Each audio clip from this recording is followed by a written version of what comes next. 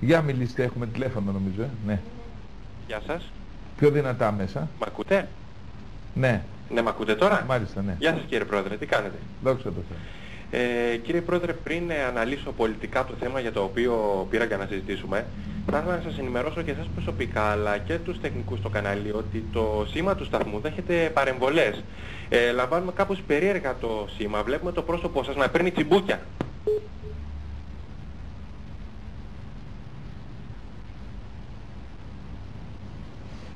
Να μην απαντήσω.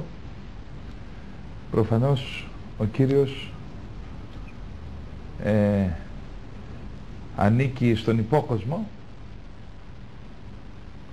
ανήκει στα καθιζήματα της ελληνικής κοινωνίας που αποτελούν το ΠΑΣΟΚ και τη Νέα Δημοκρατία